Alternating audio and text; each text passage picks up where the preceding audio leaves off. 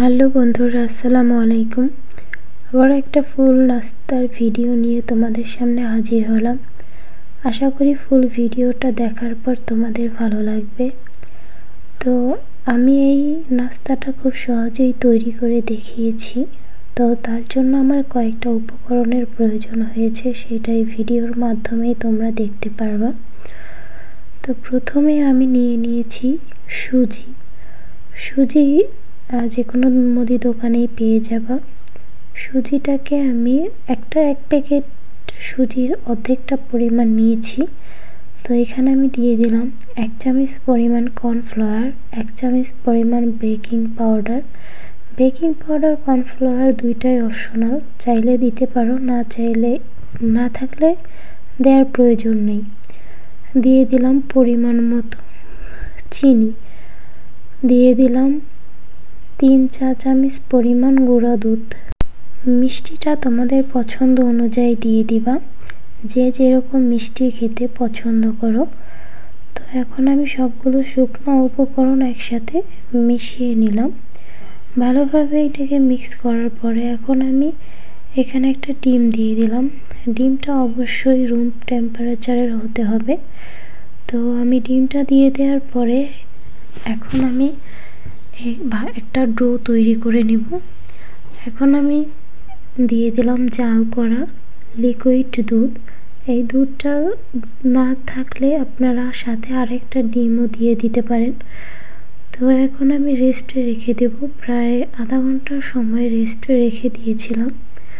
হাতে একটু তেল মালিশ করে নিলাম যাতে আমার নাস্তাটা বানাতে সুবিধা হয়। তো আমি ছোট ছোট পিঠার মতো করে বানাবো, তার জন্য আমি একটা কাঁটা চামচ নিয়েছি আর ছোট ছোট বল তৈরি করে নিয়েছি। তো দেখতেই পেলেন আমি কিভাবে তৈরি করে নিলাম। হাতে একটু তেল মালিশ করে নেওয়ার ফলে কি হাতে লেগে থাকবে না, সহজেই উঠে যাবে। তো প্রত্যেকটা আমি এভাবেই বানিয়ে নিচ্ছি।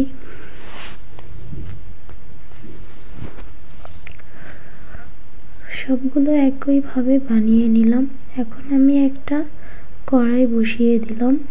তো কড়াইতে দিয়ে দিলাম পরিমাণ মতো তেল। এখন আমি একটা একটা করে পিঠা এর মধ্যে দিয়ে দিব। একদম লো আছে এগুলোকে ভেজে নিব।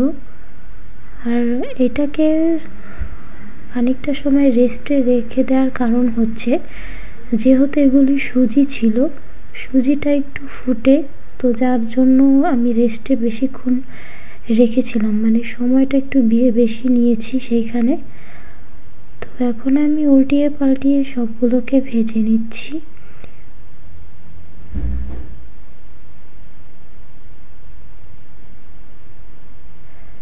একদম হালকা ব্রাউন কালার আসলে তবে আমি এগুলোকে নামিয়ে নিব।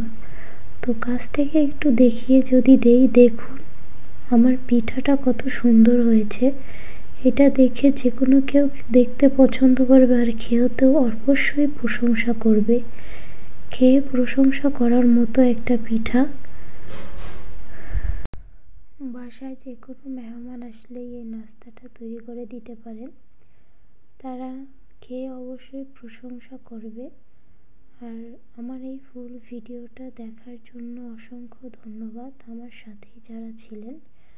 তো আশা করি ভিডিওটা দেখে আপনাদের সবার ভালো লাগবে। যদি আমার এই ভিডিওটি দেখে আপনাদের ভালো লেগে থাকে, তাহলে আমার চ্যানেলে নতুন হয়ে থাকলে অবশ্যই একটা সাবস্ক্রাইব করে দিবেন আর ভিডিওটিতে অবশ্যই লাইক করে দিবেন। তো আর কথা বাড়াবো না, আজকের মতো এই পর্যন্তই। সবাই ভালো থাকবেন। আল্লাহ হাফেজ।